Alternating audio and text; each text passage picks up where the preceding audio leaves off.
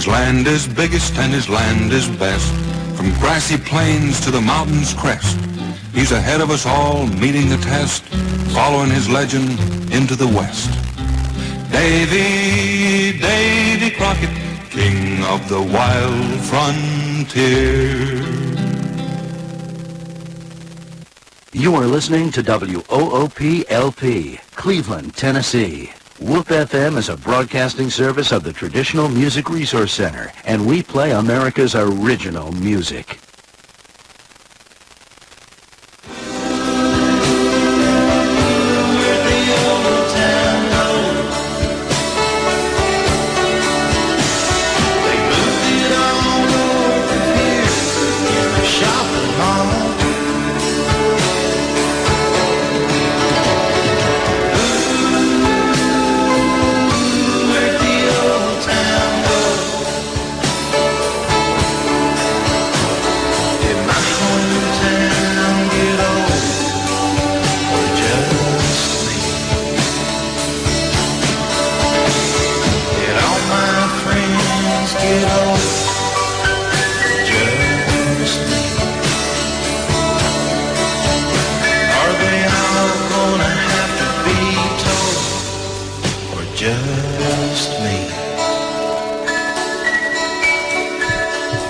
Good morning and welcome to Old Town Cleveland here on WOOP FM 99.9, or you can go to the internet at www.woopfm.com. You can call us here at 614-5553. Debbie Moore, tell me what's going on this morning. Good morning on May the 13th, 2017. We've got a little rain outside, but I noticed that we had some races going in downtown, folks running this morning for some cause, good cause, I guess. And we've got the Strawberry Festivals going on today over in Dayton, Tennessee. When the show goes off, you can listen to us most of the way there. Be sure to get over there and support those folks and pick you up some fresh strawberries. And I have to start off the show by saying happy 96th birthday to Claude Holmes. He lives out on Spring Place Road, where he's lived ever since I've known him in the 60s, and we'd like to wish him great big happy 96th birthday. He is a World War II survivor, and his brother was in the war too, and he thought his brother had been killed, and somewhere overseas they kind of bumped into each other, and it was quite a homecoming for him, I understand. And that was always a fun story I like to hear him tell. We've got some really special guests in the studio today, Ron. Who do we have here? Well, two notable people from our community. And infamous or infamous, I don't know, infamous maybe. Senile. Claude Climer, which many of you may have heard of here, was our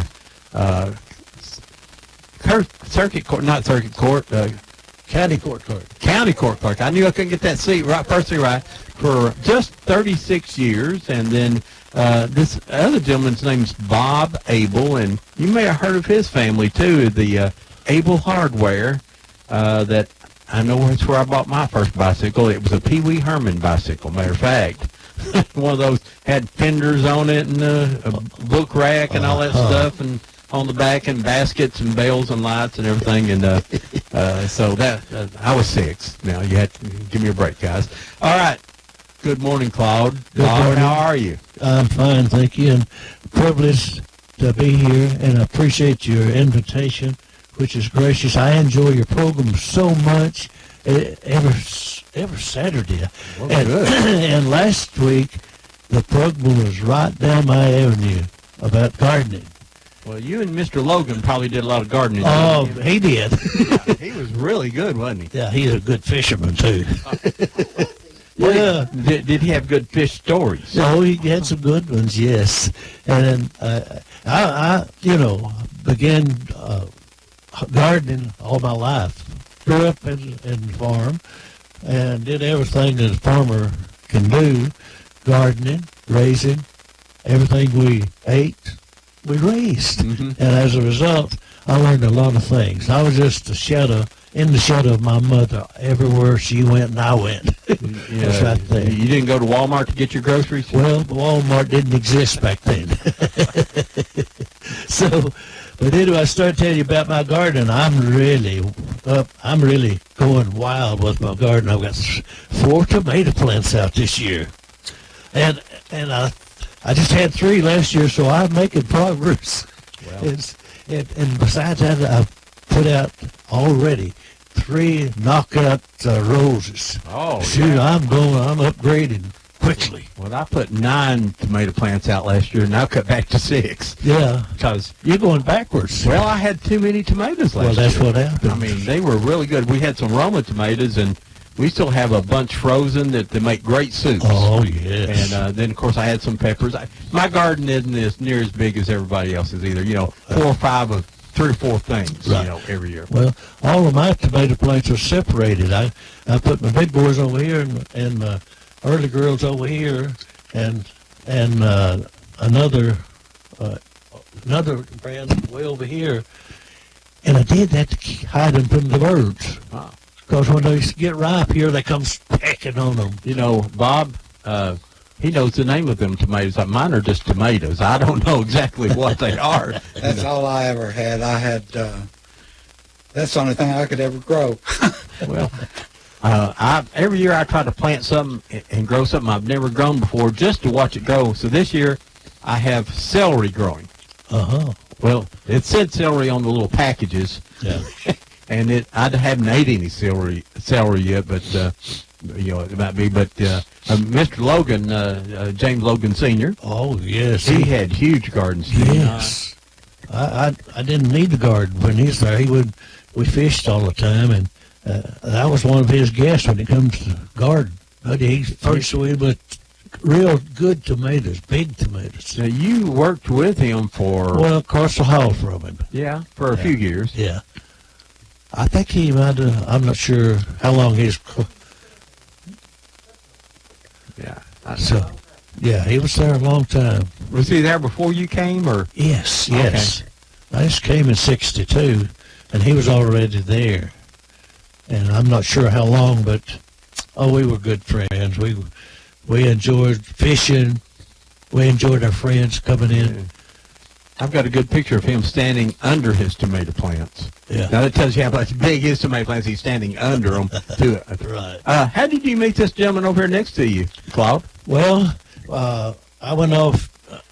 I went off after school. Graduated from Bradley. I had a scholarship to UT, and I was one of the 5 football managers. Okay, my job there I was turned out to be the laundryman, which was a tremendous facility. And I was an athletic man, wash boy, you say, for every athlete on the hill. Happened to be September football season. Good gracious, about 100 or more football players. And every day that they went out for practice, they had new shirts, T-shirts, socks. Everything was new every day. Well, by the time I washed those things, dried them, and then I had to put them in separate bins by size. Okay, I was supposed to have 2 upperclassmen help me, but I was supposed to report to 2 different people of notoriety in the organization.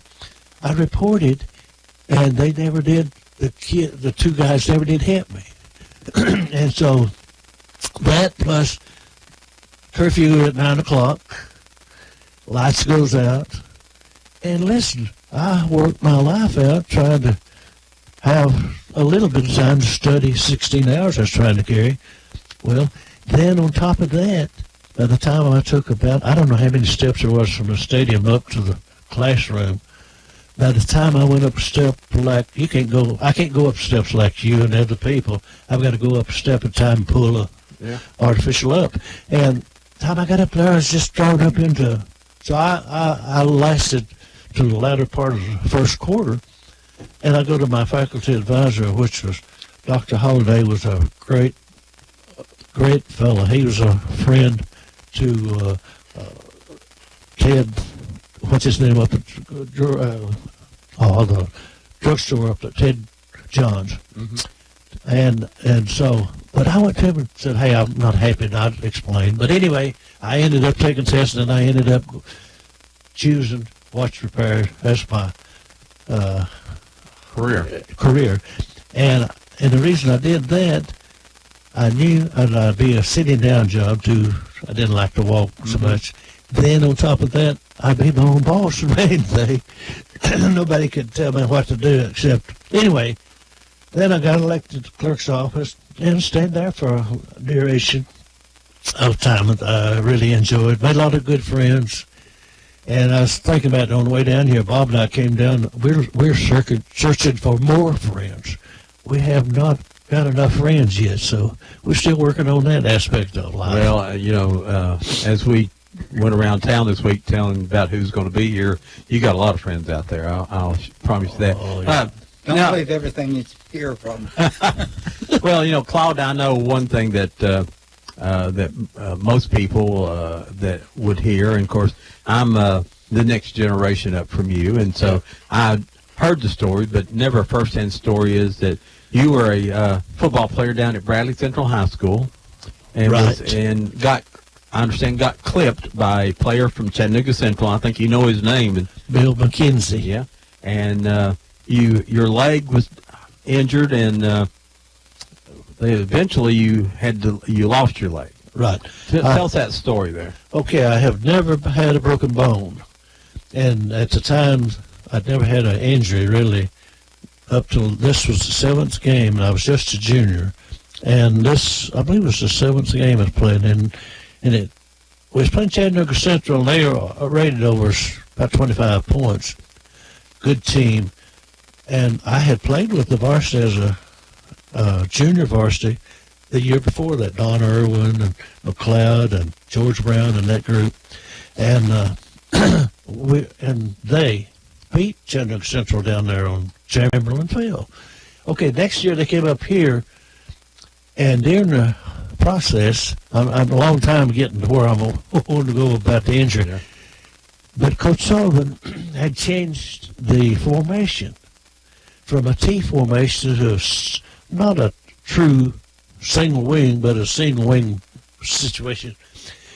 So Chattanooga Central came up here, and they didn't know that we'd changed. And at halftime, they still so much better than we were. At halftime, we had them 0-0. Okay, going into the third quarter, I was the punter for the team, and I had punted the ball away. But anyway, the ball carrier and I met on the sideline. And at that point was when I got hit from behind. And that's when, as a result of that, 5 days later, was Halloween night. My leg was amputated 6 inches above the knee. Mm-hmm. They had to. There's no chance of me living without having the amputation.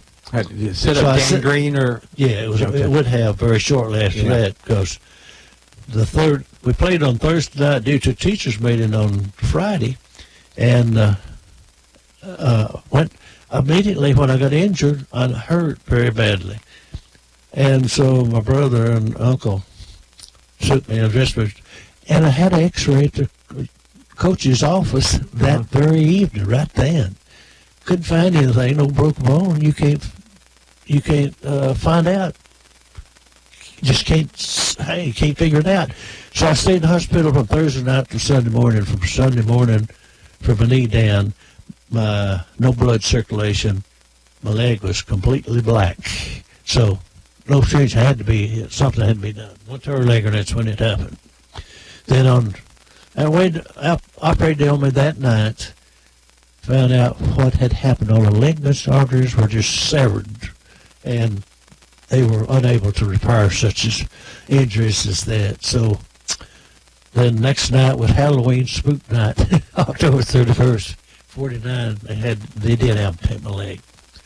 Now the whole process, I was so fortunate to only miss 3 weeks of school. Goodness gracious. So, it's pretty good, excellent shape for us physically, playing football. So, but since then, the Bill McKenzie, he came to me, he apologized, he was, sorry that injured coach. Red Etter. And you'll find it in the scrapbook. Yeah, Coach Red Etter was and Coach Farmer. Yeah, you'll read that in there. It's really interesting. So we just we're good friends. Mm-hmm. And I told him, I said, listen, my injury would maybe happen again in a million injuries, as it did to me. And I said, it's football. That's just football. And I have no animosity toward you. So I said, we could be friends. It's just football. And we were friends. So, I guess in today's time they could do CAT scans and all those other things. Well, and probably totally different today, wouldn't it? Oh, yes. Even back then, the government could have done it. The Army and all the physicians in the services, they could do a lot of things impossible back then. But they had the facility to do it with. So I've had a good life, though, and I'm happy and made a lot of friends, looking for more friends, as I said, and just having a good time. That's good. And I've seen pictures of Mr. McKenzie and Red Etter and all the coaches down there next to your bedside, and I've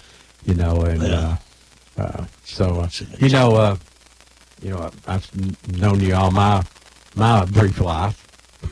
It's not brief anymore. It's been quite a long time now. I remember when it used to be brief, but I've never really unless you really notice, you've never noticed that you have an artificial limb.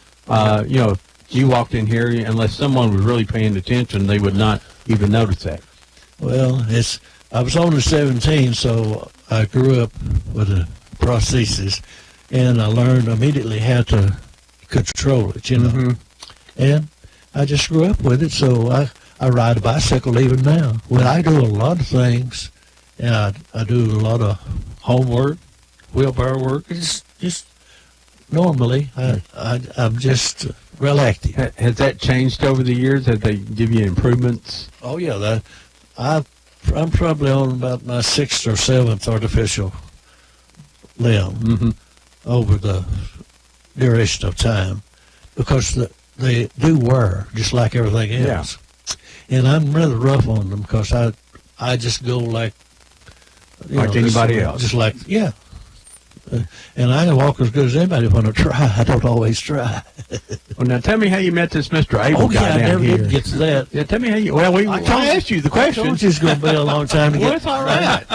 Okay. I wanted to hear that. I'd never heard that story from you, and Well, a lot of people said, they tell me that I got stomped and this, all kinds of. Everybody had a version of how I got injured. But however, I left the UT at December of 61,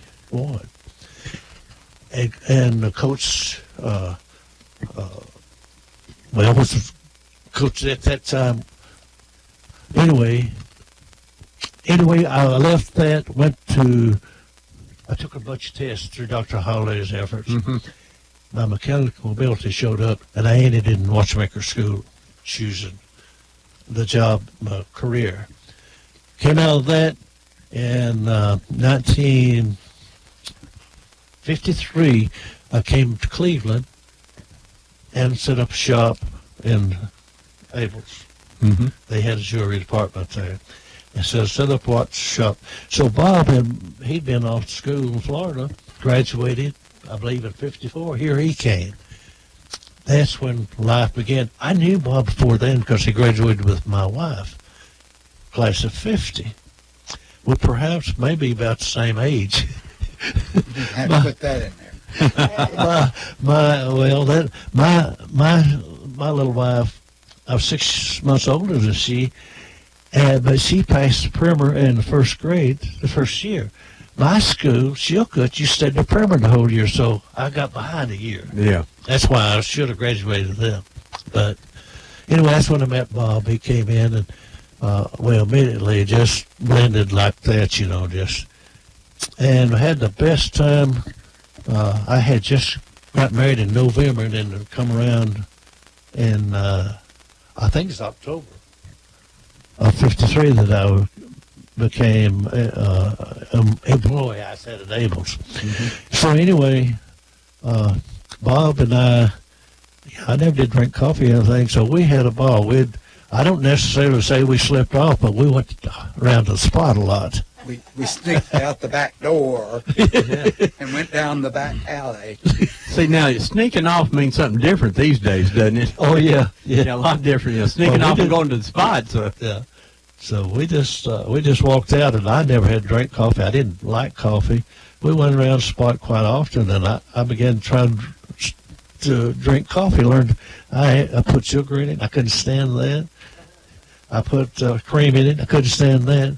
So finally, I just forgot that. Started sipping on plain black coffee, and that's the only thing I'll drink now is black coffee.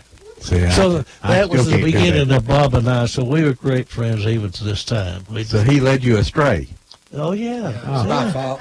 yeah. I had no problem following him. Well, Bob, what did you now? Abel Hardware. Tell us who owned Abel Hardware at that time? Get a little closer to the mic there.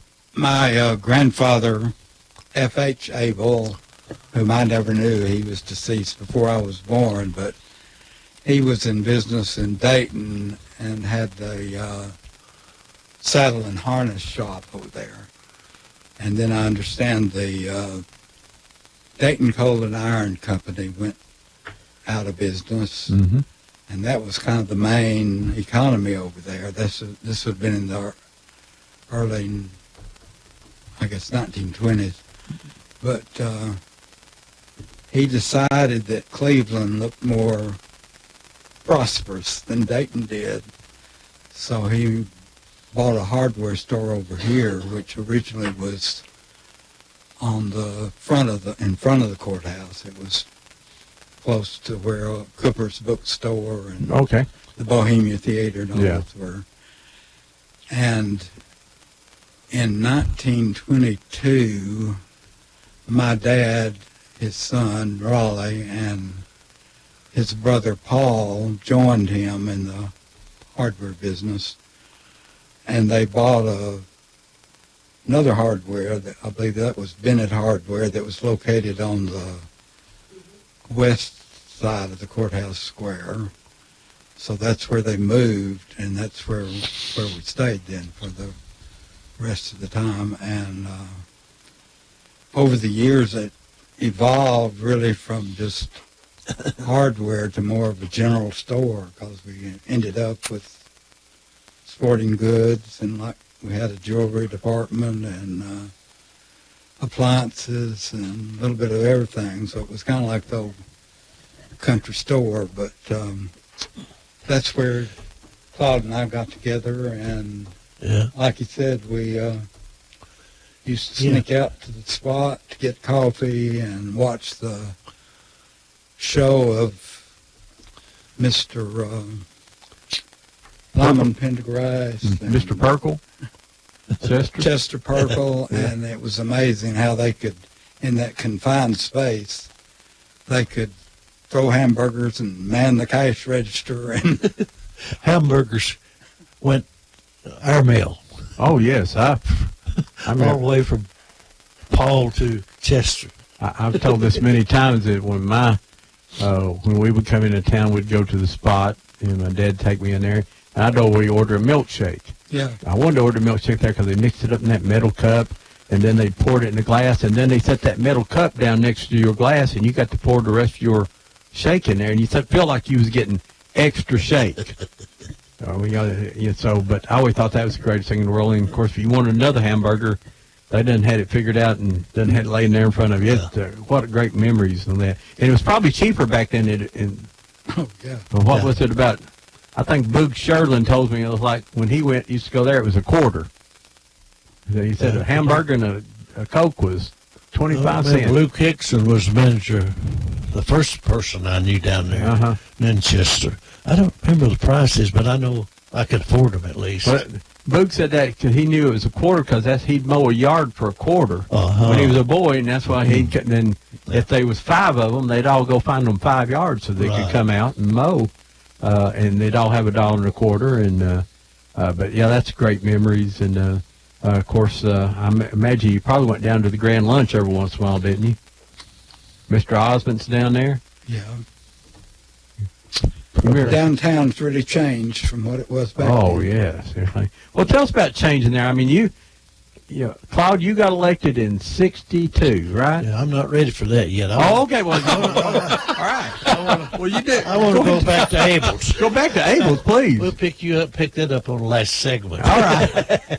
Anyway, I think of Abel's as Abel Square. If you notice, there are Abel's from Broad Street all the way to Old Queer Street down to the corner and then to the Broad Street. Anyway, it was a great business there. Anything you wanted, you could find at Abel's. They were gracious. They were gracious people. Everything is legal, that is. They were gracious people. You could go in there and buy anything you wanted. I don't care what they charge it. You could pay $5 a week and have whatever you wanted. So I had a little watch repair shop there. It was a lot of time I watched repair. And I seen more people there than I could see anywhere. People coming in, and I earned a lot of friends just speaking to them. You know, that was I told Bob that's where I got my start was at Abel's. Well, you were right by the front door. Yeah, I was right at the front door, and then they had a basement with everything. Toys. Yeah, had it upstairs with all beds and all the fittings up there. Great hardware you could find. I think they had about 4 big departments. And out next to that, she couldn't, and once you got you that, and then got your grocery stores on the corner, where the bank is there now, Bank of Cleveland. Then, right next to Abel's was Tom Law Menswear. The next unit was Ed Lowe's Restaurant. Ted John's big drugstore. Right around the corner was flower shop. What did I say it was? That was Sugart's. Yeah. He was an optometrist, and she had flowers in there. Sugart's flower shop. Next to it, I don't remember, but soon was Peacock Jewelers. Next to that was Max Puru. Next to that was Spot. Then the next big part of that block used to be a school bus. I'm in a bus station. Then from there, then behind it was another pool room, Billards. Then the next stop was Speck Hospital. So once you didn't, anything you needed, you could find it in there except a funeral home. Then Murphy Funeral Home was right down Broad Street. So, anything from Abel's, across the street was courthouse, courts and everything. Across the street was Penny. And you could find anything you wanted from there, just a few steps. So it was a great place to be around, good people. I learned a lot of things. I learned a lot of courtesy through those people, too. So I give them a lot of credit. I guess the drug... paying him later. Yeah. Well, over on the other side was Stampers and Dr. Horner's and I guess the pharmacy. Yeah. Moore's Pharmacy was on the corner. And what else was in there? There's something else. Black Funeral Home was next. Yes. There was a clothing store on the corner that Stampers eventually moved into. Yeah. I've forgotten the name of that clothing store. On the other side was then where Cooper's was. It was it Draper and Darwin in there? Yeah. That? And then on up course. And of course, on over here was post office. Hawks Plumbing over here. Hawks Plumbing. Yeah, I remember that. Then down here was a Galloway leather store. Yes. Oh, it smelled so good going in. Oh yeah. Saddle shop. Now I was just young when all this happened, but I remember all that smell. It was just great. Like I said, I always wanted to buy a saddle. I didn't have a horse, just wanted a saddle. I've got one I could sell. I don't need one now. Yeah, I had there's drugstores, banks on all, Merchants Bank and National Bank on those respective What was the corners. drugstore that was? It was Dr. Stickley's a long time ago. So Central Drug. Yes, Yeah, yeah. Central, yeah. Yeah. Well, that's Central Drug over there, yeah. Yeah. That Merchants Bank, and then the old show house there, movie house was, what was Bohemia? just, The Bohemia was a theater. Bohemia, yeah. Yeah. They called it the Rat Hole. Yes, what they were saying was the rats as big as everybody said they were. Someone come in their show one time and said that if you would just take some of your popcorn out and offer it to a rat, that he would go on to the next person. That way, you give your honorarium to each rat that comes through there. I was in there a few times because we came to town on Saturday. Mm-hmm. We had to go down to Princess Theater and stay up with Roy Rogers and those gangster shows. And then, it was just good to be. And then on Saturday, there's always a big group of people that just automatically come in. crowds. Well, what about the snake handling Oh, yeah, people there there's- in the down to Yeah. We haven't had a good snake handling at the Oh, no. courthouse in a long time. Well, I'd have to always stand on the other side of the street when that was going Well, on. I just Well, I like to go in there and stand out above them. And I seen some monsters in there. I wouldn't go there and go down. But there's some real good singing there. yeah. I remember a man, I used to know his name, and his daughter, he played the violin, and she sang with him. They had a beautiful duet. So, And there's some whittling going on. Yeah. Well, a lot of whittling going on down there at the courthouse. Yeah. spittoons everywhere. Yeah. Knife trading. No, that's right. Yeah, see, I served in the old courthouse from September the 1st around to March the 1st of 63. And I was the first office holder to move temporary office to 5 Points. Yes. That particular year, we even renewed, in June, we renewed your driver's license. Mm-hmm. What a task. Then, on top of that, we issued every license plate in March. Back then, there's two license plates. See, I'm already getting into the courthouse and not ready for it. Well, let me ask you one. Who was your mom and dad, and where did you grow up? I mean, I grew up out Old Benton Pike, about 7-8 miles out. There's a Climer clan. My dad was a Climer, of course. My mother was a Goins. She was a Dixon. Her mother was a Dixon, but her dad was a Goins. Boney Goins. Boney Goins. Bonaparte was his name. Bonaparte, okay. But they called him Boney for short. Yeah. So, yeah, they got married. Then my mother and my dad and mother's pictures in that book. So you'll get a kick out of reading that. So anyway, they married and had 7 children. Had 2 boys. Had 5 boys and 2 girls. I had a half sister. My mom's first husband passed away right after Irene was born. Made it a half sister. Well, they were the oldest. Then I was right in the middle of 5 boys. I was the girl. That's why I was mom's in her shadow everywhere she went. I did washes. I helped her cook and everything else. I can apple. I could take an apple and peel that thing and never break the just string it out. Peaches same way. I just keep on. Listen, you can listen to me all evening. We wouldn't accomplish a whole lot, but it'll be fun. Oh, yes. Now, when was your first car? What did you have a car when you was in high school, or did all them boys and girls have to share one ride? My first was what? Your first car? Oh, I didn't have a car till after I got married, 52. So did you ride the bus to school, or? Well, yes.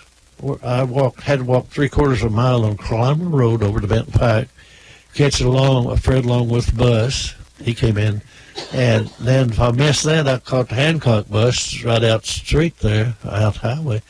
And so, yeah, even after I got hurt playing football, I still rode the bicycle over to catch the school bus.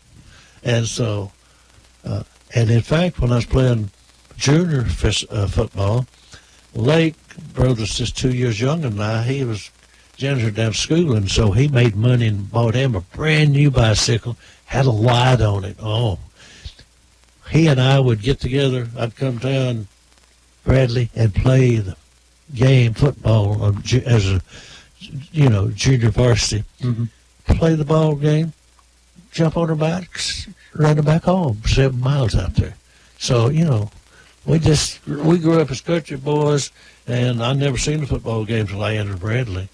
I'd heard Tennessee on the factory radio. Yeah. So, Bob, where did your family live at here in Cleveland? I was born on Central Avenue. The house was torn down years and years ago, but it was originally my grandfather's house, the one that had moved over here from Dayton. So you was a city boy. And I was there until I was in the 3rd grade, and then they moved out.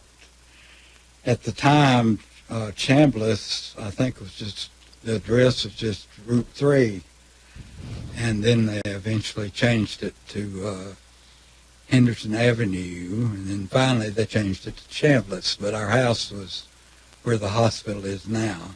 Of course, that's been torn down too, but once I was there, of course, by the time I got to high school, it was easy to walk to Bradley from there. And back in my day, everybody in high school didn't have cars. That was a rarity, but everybody occasionally got to drive the family car to school.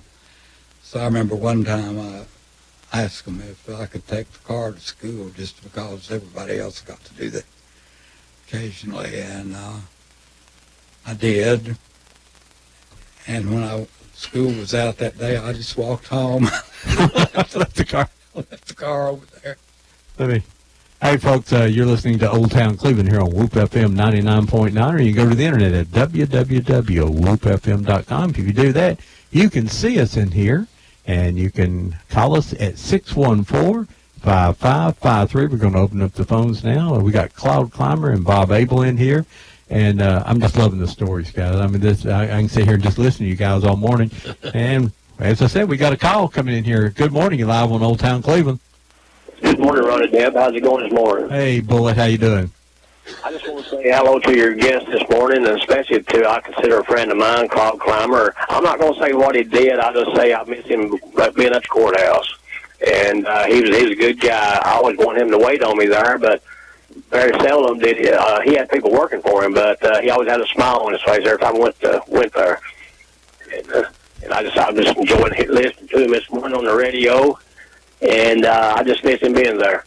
You know, Bullet, he must have done something right to stay in politics for 36 years. Well, yeah. He was.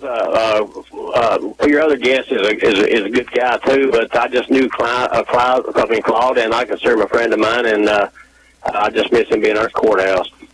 Hey, Robert, you sound good to me. Just keep on going. Yeah, well, we're having a ball up here talking, Robert and I, and talking with Debbie and Ron, and having a ball. That's what we came for. So this is my first time. I didn't get to say it, but this is my first time to be invited and even to come and do this type program. And I was going to tell him it's my first time, and maybe my last time they wouldn't have me anymore after today. Well, you know, we thought the famous Claude Climer would never come down here to Whoop Radio. Famous. That's just one man's opinion. Thank you. But, yeah, if you stay around politics for 36 years and never make anybody mad, you know, and like I say, I honestly can't say that I've ever heard anybody say a bad word about Claude Climer. Not one. Well, Sounds good on the radio. frankly, I didn't play politics is the reason. Yeah. Now, politics is fine, but it's the people twist it up a little bit. But I didn't play politics with no one. I liked everyone. I didn't care what your politics was. When you came to the clerk's office, we tried to serve you and give you, tried to help you and would help you if you'd let us. Well, that's it. I agree with you, Claude. As you know, And you can run as any political party you want to get elected, but after the day you're elected, they ought to take all those initials out from behind your name, and you just be the county court clerk or governor or whatever it happens to be. Yeah. However, it had changed from county court clerk in recent years, well, 70s, I believe, to county clerk. Yes. It went from a county, to get into that a little bit later when you go back, I'll tell you what happened. Hey, Bullet, thanks for calling. Thank you, Bob. Thank you, Ron. All right, bye-bye. Folks, if you ever shopped at Abel Hardware, give us a call. If you ever had a watch repaired by Claude Climer, we'd like to hear from you. And got people starting to call. That's a good thing, Claude. Good morning. You're live on Old Town Cleveland. Yeah, I'd like to say hello to Claude Climer, my friend. This is Bobby Orr, and I invite Claude to come out to Tractor Supply. We're making homemade ice cream with a hit-and-miss motor. You can hear it running in the background. Boy, you said the right thing there. You got me going. Bob, I appreciate you calling, buddy. Is this your birthday, Bob?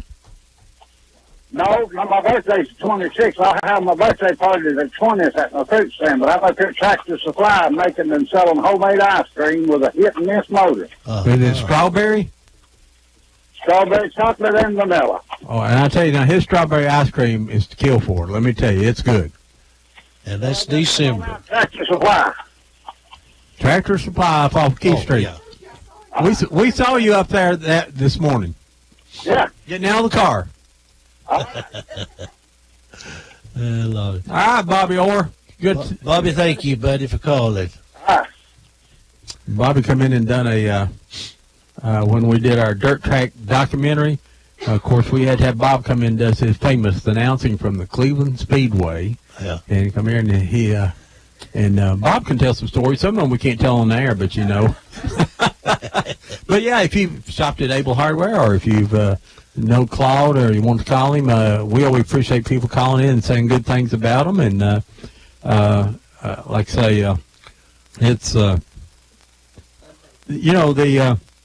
downtown. Jeff Morlock come in, and Jeff had drawn a map of all the businesses that used to be downtown, and people just went crazy over that. You know, saying there, just so you know, down on this street. I think his family grew up right down on Central Avenue near the tracks down there. They did, yes. Yeah, and so I knew his dad long before I knew. Now, what was his dad's name? I I can't remember. got a senior moment. I can't think that. Well, I can't either.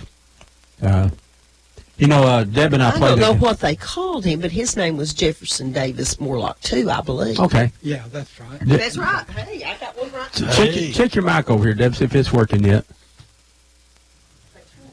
Nope. You're dead today. You're just going to have to, Deb, you're going to have to help me ask some questions here to Claude there. Yeah, I know you got some questions. Claude has it already all in his brain. All right. Well, Claude, continue, please. Okay, now we'll get into the courthouse. Okay. Because time's going to... No, we got plenty of time. Oh, we got plenty of time. Yeah, Jeff's dad... If we run out of things, we'll just start back from the beginning. Some people tune in later. Yeah. So it'd be new to them. Yeah. But anyway, Jeff's dad lived there just right below the railroad, and I was where I knew him a long time ago because I lived out east of Cleveland, came across the railroad track there many times. So there's just a lot of things happening over the years. If we're still on there, I reckon. Yes. Yes. So anyway,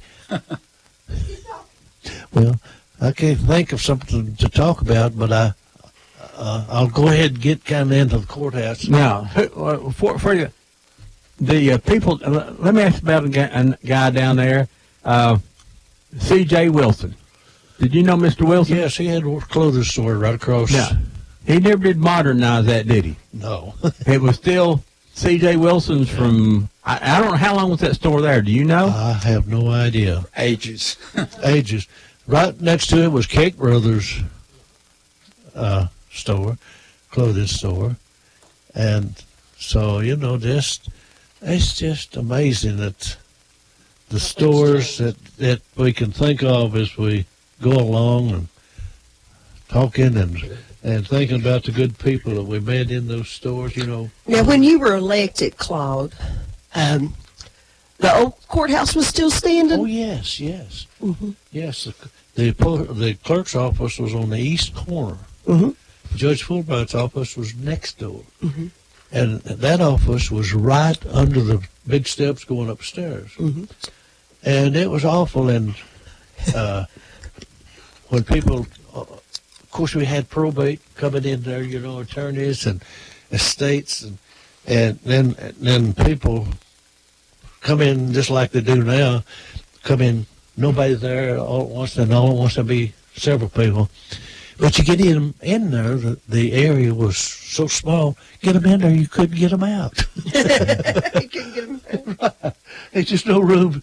And the cabinets were, the big tables rather, the books, probate books and all that, were real high, see. Hey, you know, this is radio. You can't do hand signals. He was showing y'all how big the book was, and he backed away from the microphone. Hoping this turned into TV. But anyway, would get people in there and couldn't get them out, hardly, when it's crowded. So I didn't never serve a march. I don't know what Mr. Eastland, he was a good guy. Mm-hmm. And we're still good friends, you know, of course he passed away. And so when I moved to 5 Points, it took us 2 days. While we moved down there on the first day of March, that's when we started issuing plates. Took me 2 days to get set up where we could even do business. Of course, we issued marriage license, business license, hunting fishing license. We sold it. We issued, didn't sell, but we issued any kind of license that was legal. In other words, Where did they park at down there at 5 Points? I don't know. I didn't have time to check on that. Plenty of them parked. There wasn't a lot of parking places. At Tip Top, you had some parking there at 5 Points. Oh, yeah, there was some, but you And know, there was parking on the street then, I would think. I don't know. I don't know. Now, They could have parked at Southern Cafe and walked over there. Yeah. was the Hall Chevrolet was right next door. was the cab stand still across the street there? Yes, Were yes. they still delivering liquor? Yeah, yeah. As far as I know, I never did anticipate or didn't participate. Somebody said some of those cabs never moved. Yeah. Well, I don't know another story. that. But then Hall Chevrolet was right on the end there, big lot there. He was generous. They may have permitted them to use the parking lot some. A funny thing happened there. It was rain a lot of time, and Jimmy Logan always had minnows because he could keep them alive because they used a Coke machine. So one time there's a big pool of water out there, and he turned some minnows in it. And they had a lot of fun out of that. But yeah, we were there, and we issued driver's license that year, as I said, back in June. Thank goodness we didn't anymore after that. And that's when we had gone to we hadn't yet gone to the new system, the Alpha system, as it is now. Yes.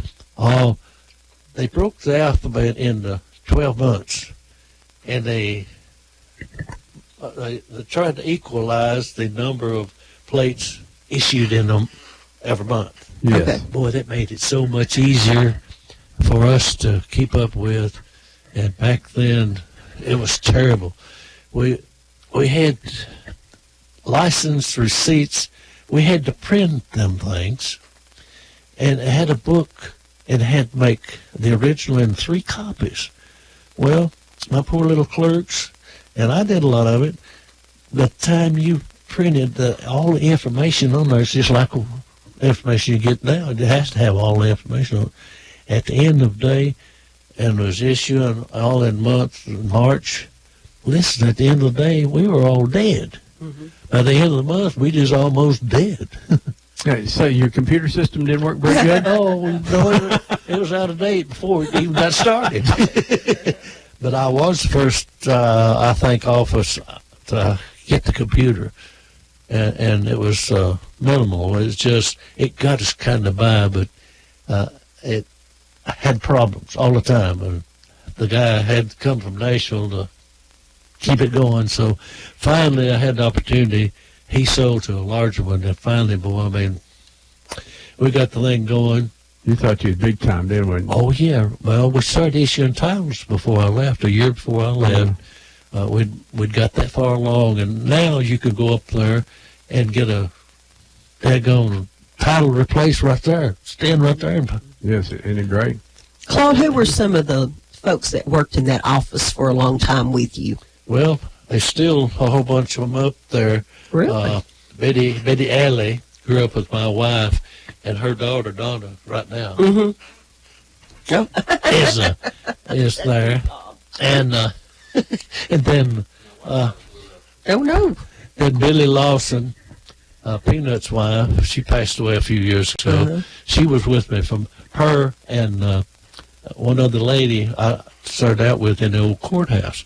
And the reason I chose Billy, I wanted to keep some of Bob's staff, but back then politics was politics, and I didn't know how to handle nothing. So I chose. Who did you replace?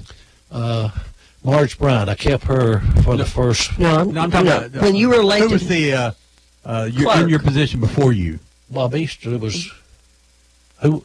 Oh, Bob left and become postmaster. Yeah. Okay. Okay. And and when I was when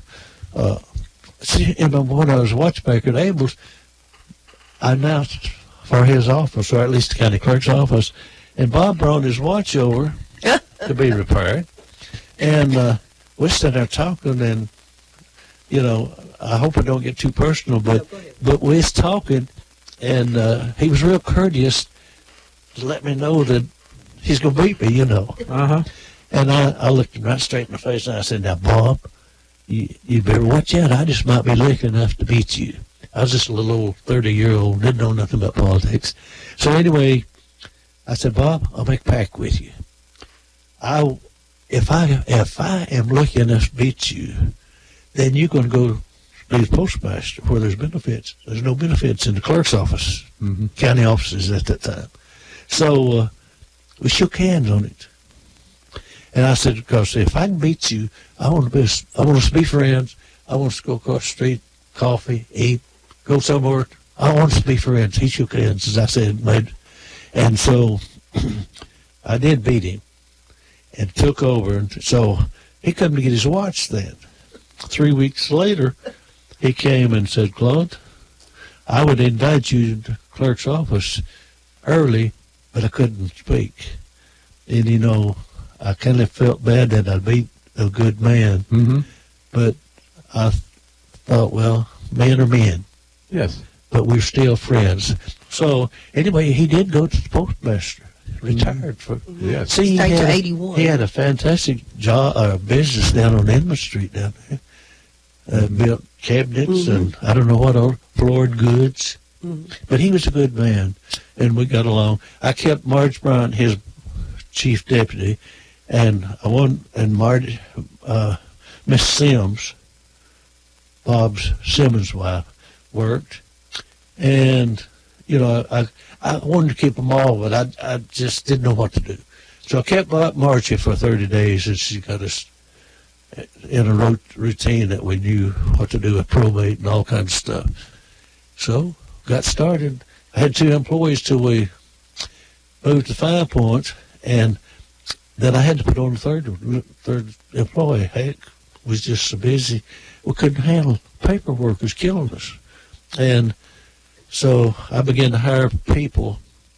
I'd hire them maybe 18 or 20 people a month, a week during March. And that's how I learned to choose employees. Because through those ladies, I didn't know them, but some of them came to me. And anyway, I hired them temporary work. I learned immediately that those ladies, they were young, they were good Christian people, most of them. And, I learned who wanted to work. I knew who could work, who could understand and learn, And when the month is over, eventually, this went on for about 10, 12 years, then it changed to the alpha cycle. Then Then I needed someone, and I had to replace some people because they just didn't do what they're supposed to do. You know, I was not I was just a good boss because when I got an employee, I wanted to keep them. All I had to do is pick up the telephone and call someone and say, "What are you doing?" They may be working another. I hired them from other car dealers, big car dealers. I said, "Hey, I'm needing some help. If you want to," because I see these people that worked with dealers, and I wasn't particularly taking theirs away, but they knew how to operate. And it's one of them's still up there now, Dee. Mm-hmm. She's there her 22nd or 23rd year, and I hired her from a clerk dealership in Chattanooga because her dad-in-law approached me, post office one day, new and said, "Claude, I've got a daughter or granddaughter, I believe what to say, they have it one. She's working and they lived here." And I said, "Well, send her to me." I said, I'll let her say about a dozen words. I said, "When you want to go to work?" Because I knew she knew what she's talking about. Mm-hmm. So she's working with a big dealer in Chattanooga. Like to say that we need more people like you and Bob Easterly in this world, working it out and being friends, even if you're on the different sides of the fence.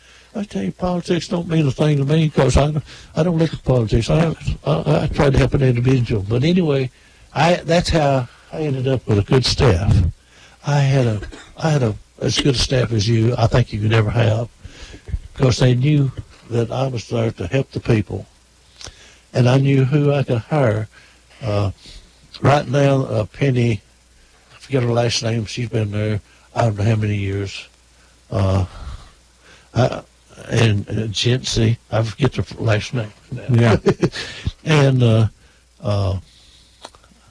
well, I can't even remember. There's about 6, including Donna. I believe there's about 5 or 6 people still working there that work for me. All the rest of them stayed there till they retired. Let me ask you a question. How many county judges, which became now county mayors, that the county judge used to be what we call the county mayor now, or county executive, how many of those guys and gals did you go through? Okay. Can you name them all? Yeah, Judge Fulbright, then Judge Jackson beat Fulbright. Nelson Jackson. Yeah, Nelson, he's a good guy too. Yeah. We got along like that. Mm-hmm. And Judge Fulbright and I got along like that. Then Carl Collins come along and beat Jackson, I believe. Mm-hmm. So Carl was formerly the county attorney for Jackson. Right. And then after that, you had Eddie Cartwright. Mm-hmm. Then you had Donna. Hubbard, yeah. And then you had currently Gary Davis. Yeah. So now, what year did you retire? 98. 98. Uh-huh. So 98. So that's so I've been trying to. You survived about 6 county judges, and how many? And then probably more sheriffs than that because you had to. Yeah. Well, Cannon was sheriff. Alford was sheriff. What was the one that got killed? Mudcash. Mudcash. And then Cannon was sheriff, and then he went out, and then Cannon came back, didn't he?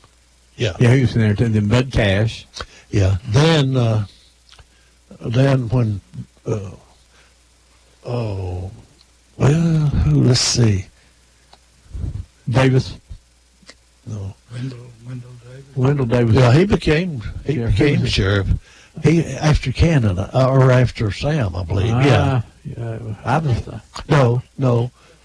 His deputy. Cannon's deputy lived down on Spring Place Road.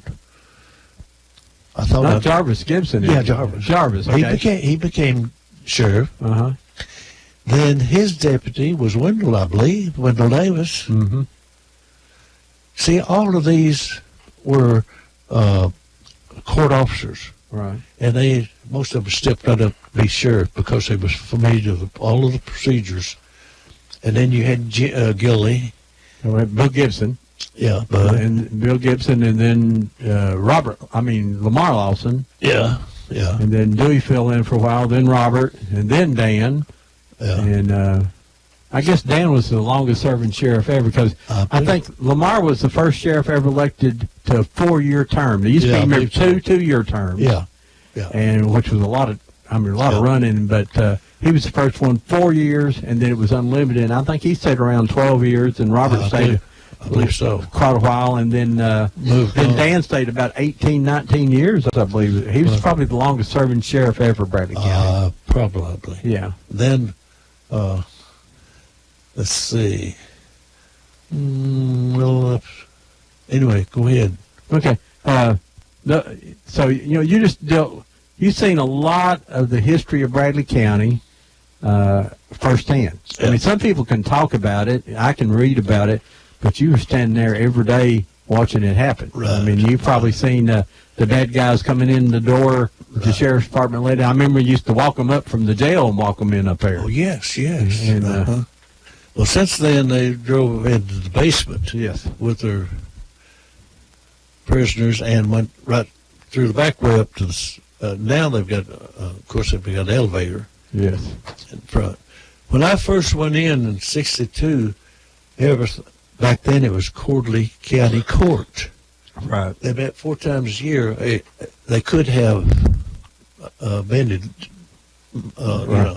call meetings, and there's only 11 JPs. They were justices of the peace back then. Yes. They had a lot of power. They could marry, and of course they ran the county like a commissioners now. And I knew all those guys, Jarvis or John Dunlap, Ted Lackey, and Willis Fat Schultz at one time was up there. Yeah, he was on the county commission. Okay, yeah. And then John Dunlap. Did I mention his? No, but yeah, John Dunlap. John Dunlap, and I used to know all of them. You know, it's just over the period of time you just kind of. Well, there was so many of them. You know, you're listening to Whoop FM 99.9, and you can go to the internet at www.whoopfm.com. You can actually tune in. If you go to our website, you can actually sign up, and you can ask Deb a question, and she can get it out to our people here. You can call us here at 614-5553. That's 614-5553. If you're out of the area, you call 423. And we've got Claude Climer and Bob Abel in here today. We're talking about downtown Cleveland and a lot about the courthouse. I'm going to ask Bob Abel a question here before we take our mid-morning break coming up here in a minute. Or is it past 11 o'clock now? Well, it's past 11 o'clock. Be thinking about this, Bob. I'm going to ask you a question. Okay, make it easy. All right, I'm going to make it an easy one. Every week we always play a song called Gone Home, and we dedicate that to all the people who passed away in our community this week or passed away in your family, no matter where they are. It's a song written by Jumpin' Bill Carlisle in honor of his brother, and we play it here every week. And so we'll be back here in a few minutes here on Old Town Cleveland. See you then. You are listening to WOOP-LP, Cleveland, Tennessee. Whoop FM is a broadcasting service of the Traditional Music Resource Center, and we play America's original music. Checking the cash, you got a brand new choice. Our flexible loans really making noise. Flex your money, my soul. Flex your money, my soul. Checking the Cash Flex loan puts you in control. Visit your nearest store for details. Shape a flex loan to fit your needs. Make your next loan a flex loan and set yourself free. Flex your money muscle at Checking the Cash. Some restrictions apply. See store for details. Yeah. It's me, it's Pro Daddy, saying tune in to the Pro Daddy Show Monday through Friday, 3:30 to 5:30. Standard Time. Local news, national blues, and a lot of stuff you just can't use. In Cleveland, Tennessee at 99.9 FM and around the world in a daze at WOOPFM.com. I might even play your requests, so call me. And if you see WOOP on your caller ID, you better answer the phone, because I won't leave you alone. Pro Daddy.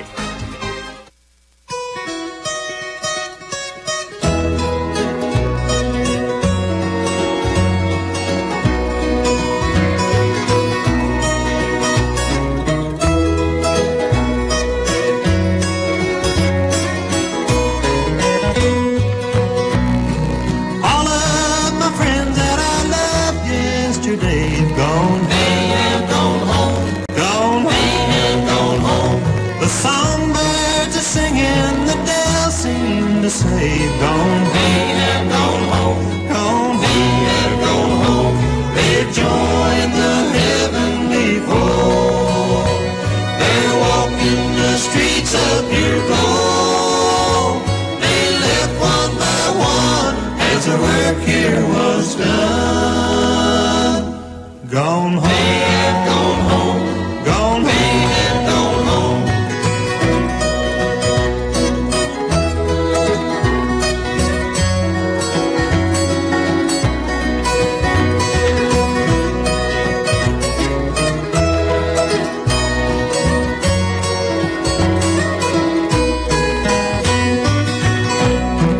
Life here is lonely since they've gone before. Gone, they have gone home. Gone, they have gone home.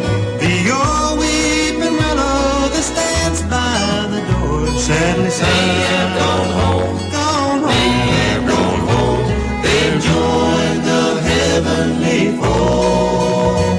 They're walking the streets of pure gold. They left one by one as the work here was done. Gone home. They have gone home. Gone home. They have gone home.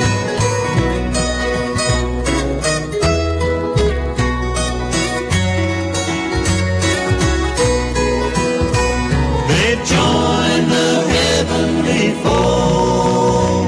They're walking the streets of pure gold. They left one by one as their work here was done. Gone home. They have gone home. Gone home. They have gone home.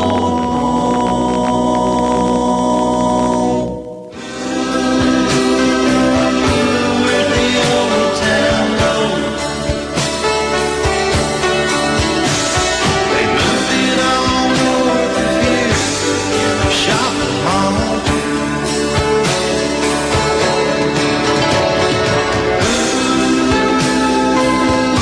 Where the old town goes.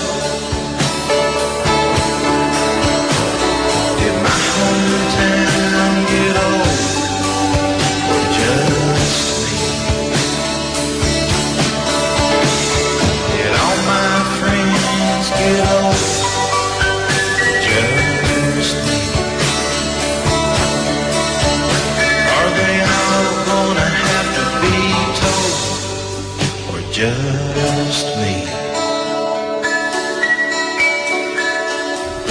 Welcome back to Old Town Cleveland here on Whoop FM 99.9, or you can go to the internet at www.whoopfm.com. You can call us here at 614-5553. If you'd like to follow Old Town Cleveland, you can go to Facebook and you can just type in Old Town Cleveland. And if you'd like to join, you'll have to go to the Friends of Old Town Cleveland, because Facebook only allows you to have 5,000 friends on our main account. But our group of Friends of Old Town Cleveland is unlimited, so we have about 8,000 people follow us on there. So it's pretty good. And want to say thanks to Debbie and Tanya Brantley. This week over at Taylor Springs, Tanya Brantley lives immediately across the street from there, and they were in there digging out some of the stuff. And they dug up an old millstone for a mill there. Did you see that? And they just took it and put it in the dumpster and went and dumped it. And so Tanya called Debbie, and Debbie called down to some people here in town and said, hey, folks, we need to, this is a millstone. If nothing else, they're very valuable. Usually made in France or England, these millstones. So a cheap one's $2,500 for the thing. Yeah. So they went to the dump and dug around and finally found it in the That's dump. what we understand. And now has brought it back, and it is chained to a person's to a tree. I won't tell you where it's at.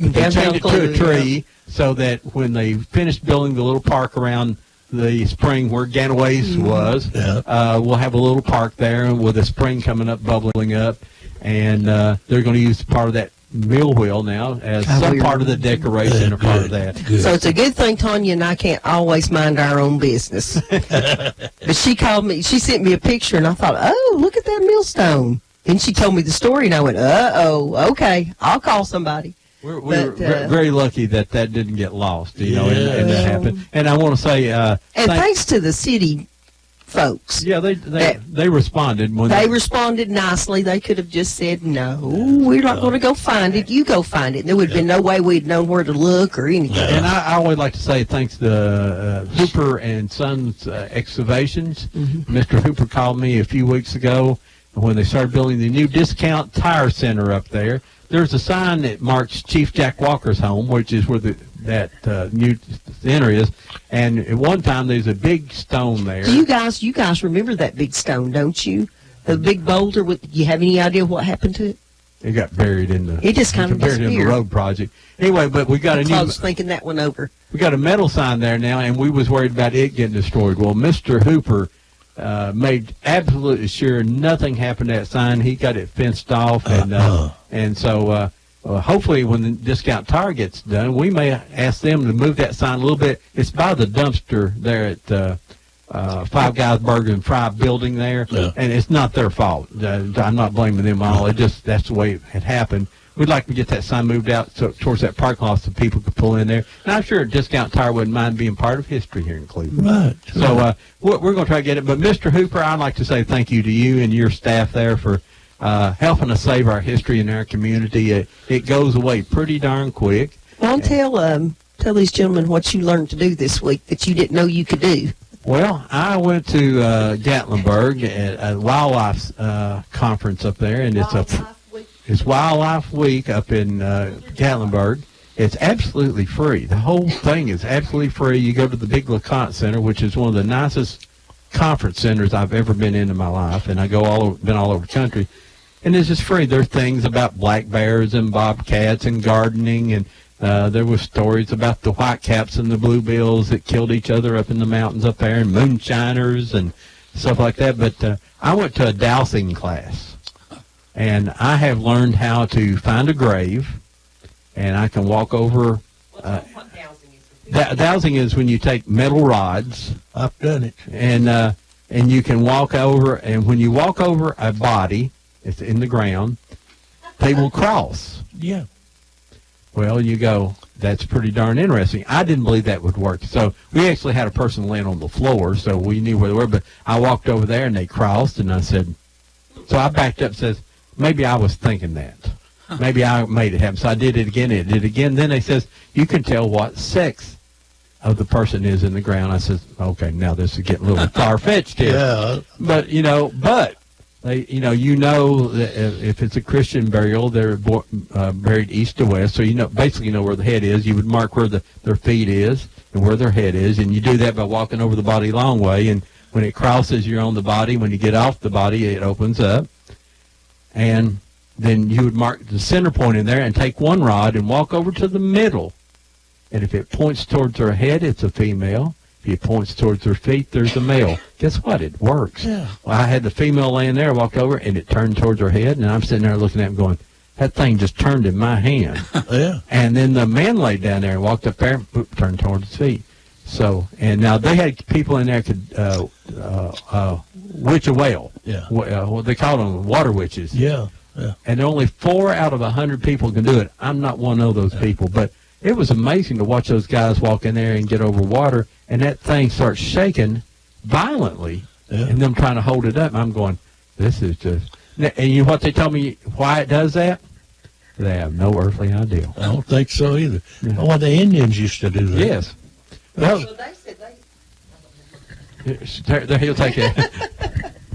Ron broke my microphone on purpose, but they said that they had actually found some hieroglyphics somewhere, the Egyptian kind of stuff, that they was actually a carving of a person holding a forked stick like that, like you would do water witching with. So apparently it's something to do with the gravitational pull, like magnetic pull of the earth or something. But he said that this little man from Mr. Monday, from Knoxville, said that he'd gone up to Townsend and spent half a day on this guy's property walking around, and he said, you ain't got no water. And the guy says, well, I got to dig a well. And he said, you ain't got no water. Well, they dug it 600 feet where the well diggers thought it would be, and they never did hit water. And he said, there, I told you. Well, it's pretty interesting that he could also... you can find water, and you can you do the same thing as the water. You walk over, and it would cross over water, and then when you keep on walking, you know how wide the water would be. And I've done that. And then if you take the single and walk out there, and it will tell you which way the water's flowing. It'll actually point that way. And we're going this now. I could, if you had told me a week ago that this stuff is real, I'd say there's something to this, you know. And then they also had a little thing they made. It could tell you how deep the water was. It'd sit there and it would bounce on this wire, and if it bounced 140 times, it's 140 feet. And when it got to 140, it quit. So, did that light flash, or did my brain flashing? Maybe my life just flashed in front of me here, Claude. You can call us here at 614. No, that wasn't us. 614-5553. Bob, I wanted to ask you, the Abel Hardware was a fixture here, and, you know, from my young days and everything. Eventually, the store closed, and tell us a little about when it closed and some of the reasons it may have closed there. It ended December of 1974. My father, Uncle Paul, had died several years before, and then my dad, Raleigh Abel, died on December the 3rd, 1974. And we closed after that, and I went to work at the Cleveland Bradley Regional Mental Health Center as administrative director, and we were in the doctor's building at the monument, and I was there about 6 months, and we merged with the center in Athens and became the Hiwassee Mental Health Center. Yeah. And we had outgrown the facility there at the monument, so we moved to the medical center and had a row of suites directly behind the drugstore. And pretty soon we had that full too, so we then rented part of that building across the alley that used to be the Studebaker dealership building. Had you a little closer to the mic there. And after that, it sounds like I've moved over all over the country. But after that, we still ran out of room and moved up on Executive Park, and we ended up eventually with 6 buildings up there. It was a great program there too. Now, I guess, you know, one of the reasons that you finally just left is that mom and pop stores, and although Abel's was a big one, you know, Ganaway's had already gone, and it just got to the point where they're a thing of the past, unfortunately. I think it's too bad, because we had people that worked there. Not only were they there, but a lot of the clerks had been there for years. And well, and a lot of the family there, and you know, and people, you know, Claude just talked about getting good employees, and sometimes having a family there that cared about your business made a big difference there. Claude, did you have a lot of when you was making watches or fixing watches there? I mean, how busy a bit? I noticed none of us have on a watch anymore. Oh, you do. He's got one. It's electronic though. Yeah. There ain't none of that winding and thing. Did you have to fix a lot of watches back then? Yes. I was very busy at Abel's, but I had a office I lived down on Smith Drive, and I had a little area that I had every equipment I could use, cleaning, watching. And I worked, when I left Abel's, then I went home after I picked up the wife, took her home and worked. I worked on watches till midnight. And I had so many watches, I just worked my life out to keep up. I had just more customers. I had to turn some customers down. Some watches I wouldn't work on because I was really not qualified. And but I had to turn watches down. I just couldn't keep up. Did you used to do the pocket watches? Yes. I used to do clocks, big clocks, I got to where I couldn't work on them because it took too much time. And people didn't want to pay the price to have the big clocks, 7-day striking clocks, you know, and had to give that up. But when I went out in 62, Timex came into existence, which was a good time for me to leave out the watch repairing. Now, because one's watches that they made is like old, whatever his name said, it takes a licking and it still keeps ticking. Yes. So that's true. You can throw them away. They were John Cameron Swayze. Yeah, John Cameron Swayze. That's it, yeah. You know, I think it used to be TV repairmen too. Yeah. And you get your radios fixed and you paid a lot of money for things and then you could afford to pay someone to fix it. Today, you just throw it away. Yes. We're in a disposable. Yeah. You know, microwaves now are like $39 for it, and you just throw it away and go get another one. Ain't nobody fixes it. Yeah. Your TV breaks. Yeah. Put it out. You were talking about wearing watches.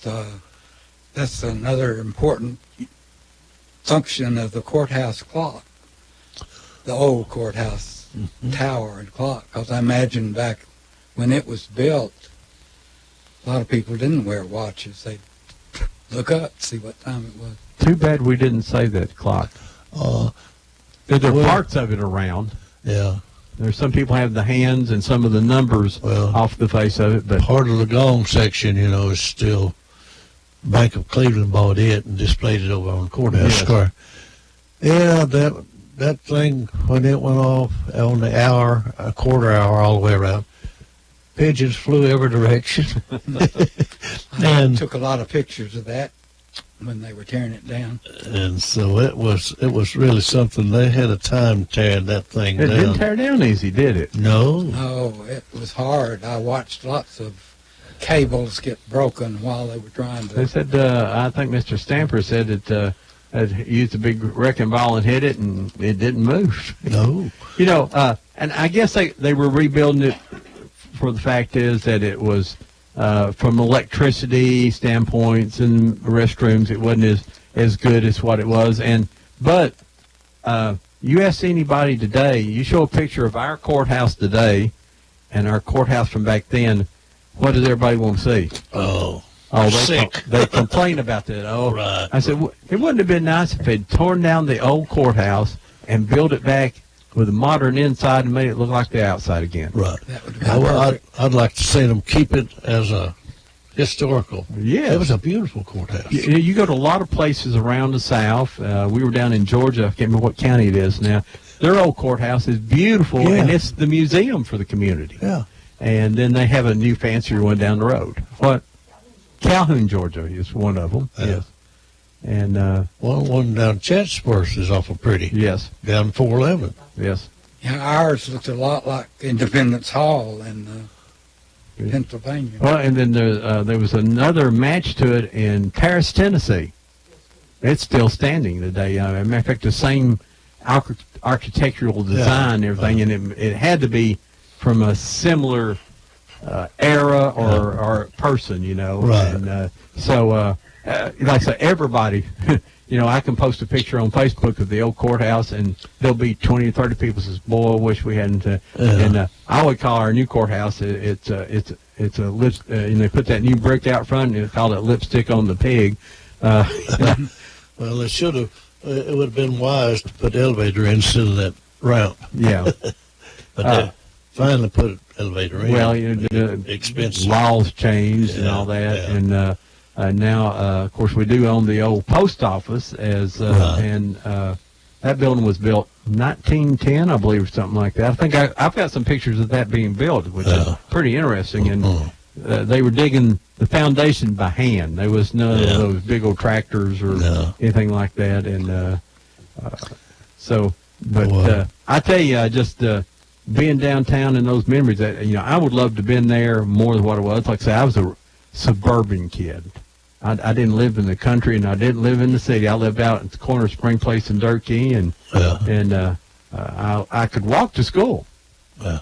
I was a half mile from Oak Grove. Would you let your kids or grandkids walk a half mile anywhere now? Well, No, not now. You know, is it not that crazy? Did you lock your doors when you lived out there? No. You know, we had a skeleton key lock. Yeah. None of us knew where the skeleton key was, you know. Yeah. And I don't remember until we moved away from Spring Place. We never did lock our doors. No, we didn't either. Even down on Central Avenue, our door was never locked. It's a different time, you know. Yeah. I had to walk on Climer Road about 3/4 of a mile to catch the school bus. I could catch it at the end of Climer Road, or I could take a shortcut and catch it at the Catholic grocery up there. Because the bus went down and turned around at Goins's and came back. So then I had two little brothers. Lake was he was 2 years behind me, and Calvin about 5 years. He's born 57. I'm in 37. And, buddy, it was my job to get them to catch school bus. If they caught school, if we missed the school bus, I walked them to Chilcott School, which was about 1.5 miles, 2 miles further, see. That's something that ain't around anymore. Chilcott's gone too, isn't it? Yeah, it's been gone since the early 60s, I think. Yeah, I went there. When I went there, it was a junior high. So I started to say one time I graduated from University of Chilcott. But I didn't. But I was in, it was there until I was in the 4th grade, I believe. Mm-hmm. And that's where I met all the Calfers, all the Ingrams. Cliff Ingram, he lived out in there, and his 2 daughters, and the Burses, and Lord of mercy, all the people who lived out in. Did you go to Allen School? No, I went to Arnold. Arnold, okay. I knew you could have went to the left and walking down there and went over to Allen, and I guess was it called Highland? Well, what was the other name of that school, Deb? It was before it was Allen, huh? It was East Side School before it was Allen. Yeah. Of course, I always knew it was Allen. Let me ask you a question. This one you'll enjoy. Children. We talked about your children a little bit. What about grandchildren? You got any grandchildren living around here? Oh, no, they're. Well, tell us about tell us how your grandchildren are, though. I've got 8 great grandchildren. Oh wow! 8 of them are boys, and I've got 9 great grandchildren. 8 of them boys and 1 little girl. They all live here, or? Well, all of them, but let's say about 2 or 3. Uh-huh. And then your grandchildren, they all live here? Yeah. No, my grandchildren. I have grandchildren. I've got 4 boys and 3 girls. Mm-hmm. And they're just kind of, let's say, Lindsay lives here. Anyway, I've got, kind of splits up. So now how old are your grandchildren? Lindsay Michelle, she's 33. That's Hal's daughter. She was going to bring her 2 little boys. I hope they do. They did never get here, so they're going to come and look at the window. Well, there's still a chance. Tell them to come on if they're out there. Yeah, well, they live out on Mexican, 20 miles from here. Oh, so maybe they're on their way. Yeah. Yeah, I'd like to get them in They here. may have gotten in the race. Yeah. Yeah, well, they live out. Well, now, if you got grandchildren is 33, you're getting old, Claude. Well, you'd think so. It's kind of time. Now, what about yours, Bob? Of course, I'm not as old as he is, so I'm way behind on the grandchildren part. I've got 3 grandsons and 1 granddaughter, and only 1 of them lives in Cleveland. The other 3 are in Atlanta, where everybody else lives. Well, what about your children? We didn't mention your kids. Pardon me? Your kids, we never mentioned how many children you have. Oh, I have. We lost our first son at birth, and then we were blessed with 2 more little boys, and so I have David is the oldest of those 2, and then Alan is the youngest of those 2. And David works in Chattanooga with U.S. Express, and Alan is a computer guru in Atlanta.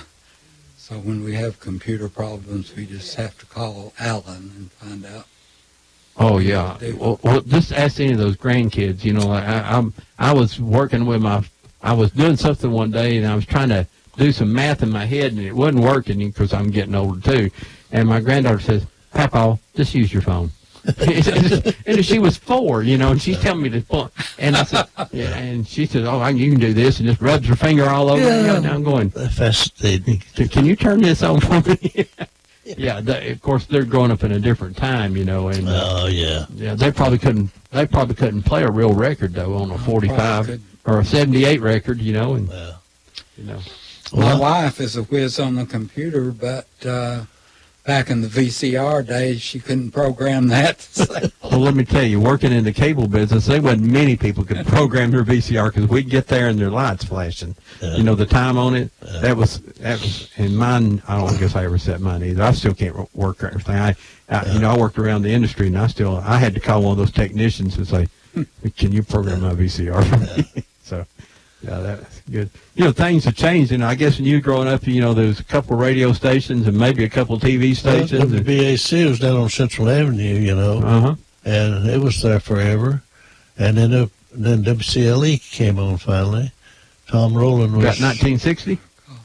Tom Rowland was mainly the... Yeah.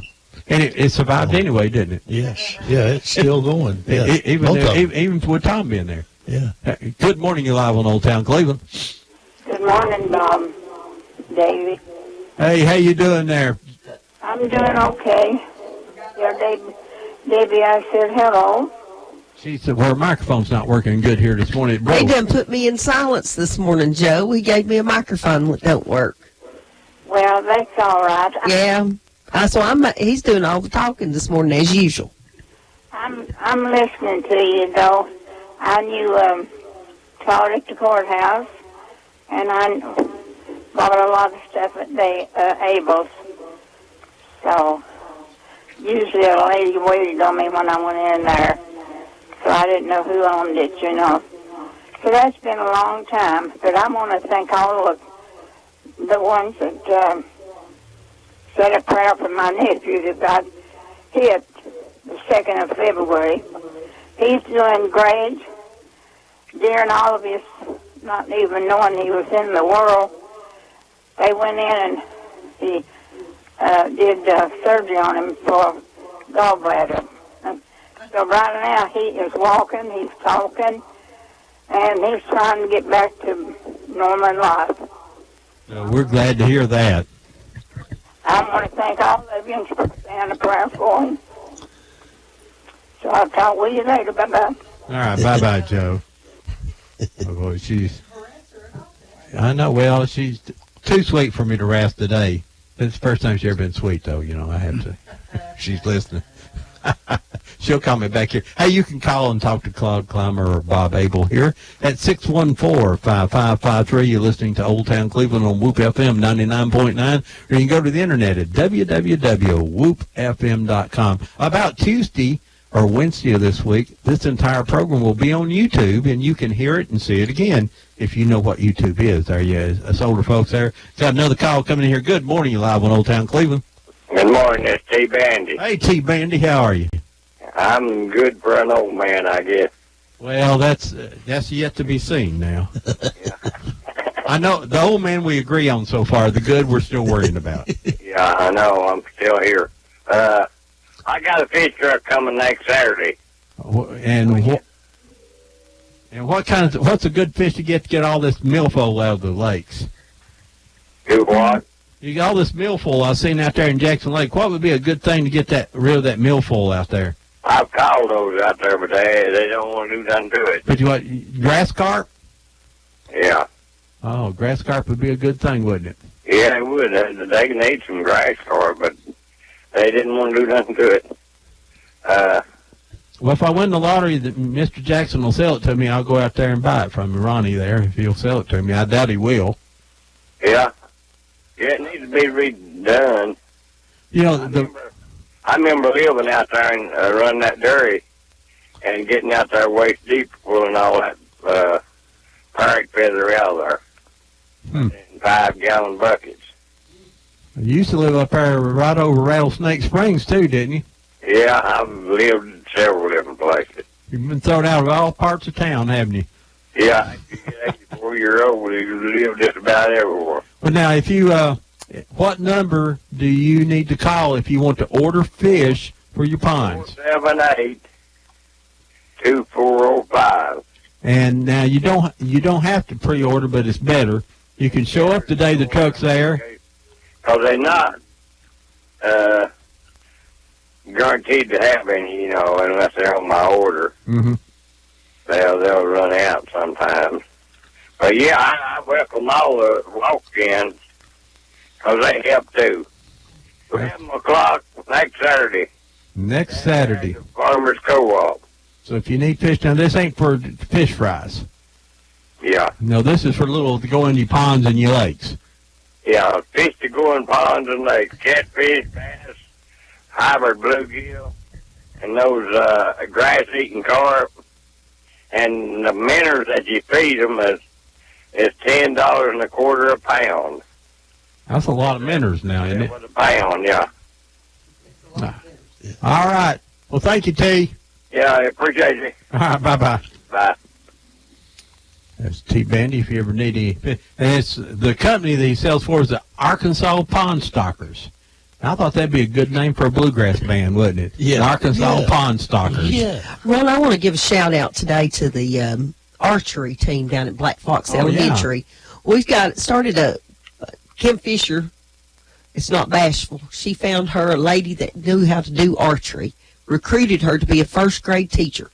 Fabulous addition to our faculty and staff, Naomi Davis, and I'm not Davis, Dacus. And on their first year of being archers, the kids ended up going to the state tournament. And they've won the state tournament this year. They're at the national tournament in Louisville, Kentucky. And the last I heard, they were in first place. So we may be going to the international in Florida. And I'll tell you, good training. Yeah. And it's not, I was telling Ron today, I said, it's not all the straight A students either. It's some of those wigglers and squirmers that have never found anything that they're better at than anybody else. But we had one little girl get a bullseye. And that's a big deal when you're 10 years old. So congratulations to them. And keep up the good work. We hope we bring home the national title. Well, that's great. Isn't that fun? Well, that's the lifelong thing that you remember doing. And we'll give them something to do lifelong. Yeah. It's like taking your children fishing when they're young. They never forget it. You've made a friend. Well, when I was in Roger Perry, I had youngsters come in and trade with me. You'd be surprised that their parents trusted them to do business with me. Mm-hmm. And I learned I had a lot of friends through that media. And these kids have grown up. Well, I forgot what they looked like, what their names were, and they called me name, and this kind of scringe, Hey, I know you, but I don't. We all the children out there, probably a good thing to do is turn off the TV. I used to be in the cable TV business, and I used to tell people this: turn off your cable every once in a while. Make sure you order cable and have it ready for when you get back home. But turn it off some while. Take your kid out right. We take our grandchildren right around and look at animals. We know where the wild turkeys hang out and where horses are and cows and pigs and goats. And my oldest granddaughter can call geese. She can start quacking like a geese, and they start answering her. And she thinks that's great, But when we get in the car now, we don't say what you want to do. They say, let's go see some turkeys. Yeah. I mean, they're automatically, so try to get their head out of the TV a little bit. That's right. And do other things with them. And if they're not watching TV, they've got their tablets. On their phones now or something. Yeah. I seen a family of 4 one day sitting there at a restaurant, and all 4 of them, there was a young man and woman, and they had like a 10 and a 12-year-old kids, and they're probably in their 30s, 40s, somewhere in there. And all 4 of them are sitting there texting. Yeah. I sort of looked at them, I says, don't tell me you're texting each other now. That would drive me crazy. And they all laughed. No, we're calling somebody else. Oh, man. It's just amazing. It is. Well, would you ever taken think over. that you carry your phone? That, at one time we said that our television was wireless. You got it on an antenna, and you got your phone wired. Now it's just the opposite. Yeah. Your telephone is wireless, and you got all your cable now through a wire, or your television now mainly. So it's unbelievable what they'll do and what they're going to do, and the advancements in medical and all that's great. But still, a good old fishing trip is just as good as everything else like that. Once you take a youngster fishing, first time he catches a fish, you've got him. Mm-hmm. He or she, it don't matter what age they are. While you've got a friend, they're ready to go. Even if they don't want to take it off the hook, they'll still enjoy that fact of pulling it in, though. Yeah. It's just something about that. Yeah. And planting a seed. Yeah. I mean, now some kids will look at you like, yeah, that little thing there in your hand's going to grow up and be a big tomato plant. You go, yeah, so you get it. And if you can ever get them interested and they watch that seed grow, last year I planted cotton. No, not a big crop. No. Like 2 or 3 plants. Yeah. And the seeds come up, and my granddaughter and I planted them, and at the end of the season, she got the cotton balls off of them and put them in her little purse. Yeah. And I don't know if she still has her little cotton balls in her purse there, but, that type of thing. Doesn't it great? Yeah, it's just an experience that they cling to forever whenever they go through things like that. I wish I had listened to anything and paid attention to what my grandfather told me about gardening, or Me things too. my daddy. Now I have to realize my daddy told me some things growing up that I actually listened to, and it worked out pretty good. He said, don't stand in the back of the line and wait for things to happen. Go up to the front of the line, raise your hand, and make it happen. Yeah. And by dingies, I did that. And I found out that you work a lot too. Yeah. I mean, but there's nothing wrong with doing hard work and getting things done. And so I did listen to my daddy's son. Now, there was a lot of things I didn't listen to Jay Lake say. Yeah. And sometimes Jay Lake sort of remind me the hard way, My dad was a big guy. He was about 5'6", 120 pounds on a big day. Yeah. So I didn't look like my dad too much. Oh. I was bigger than him when I was 12. I wasn't meaner than him ever. Jay Lake, I liked Jim. He'd come in the clerk's office and would shoot the bull a lot. I liked that. I always enjoyed him. Yeah. He used to ever sing, too. They used to have a program. Oh, well, on WBAC, yeah. They time ago. when it first came on, matter of fact, I think in the early 40s, Sweet William and the Rhythm Rangers, Yeah. and they played on WBAC from, I think, 6 to 8, and from 8 it was Gene Woods and his band played. So all the music was live, and I think the first thing you heard on WBAC was "Good Morning to Everyone." Yeah. And Reverend Littlefield would say a thing, and Dad and them would cook it, go in with rolling them barrels down the mountain or something right after the prayer every morning. But that was it was great.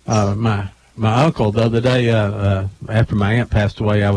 We were cleaning out the house, and somebody was helping us clean up. Says, "Is this your badge?" He knew that I'd worked around the sheriff's department, and I looked and said, "No, it was my uncle's."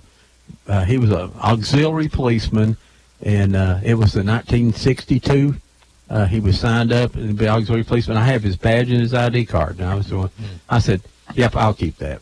Yeah, it's sort of one of those things you like keeping. Go ahead there, Nick. I was just curious. I know that you guys would have been awful young during World War II, but do you remember World War II? I remember Pearl Harbor. Okay, well, talk to us about that one. I remember it quite well. Of course, I had two brothers that were in the service, and they were both in the Navy. And brother that was nearest to me was in the heat of the Pacific air battles. And so I was well aware of what was going on, and I thought, well, I'm going to be fortunate. I'm not going to be having to do that, because after that World War II ended, I thought, well, that's in the past. And lo and behold, I ended up in the Army. And although my brothers had been in the Navy, I in the Army crossed the Atlantic twice.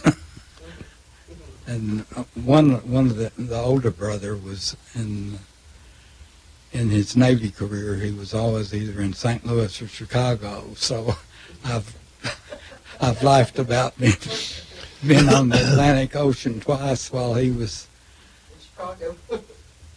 in Chicago or St. Louis. But I can certainly appreciate what they went through in that era. And, of course, the families, too, because,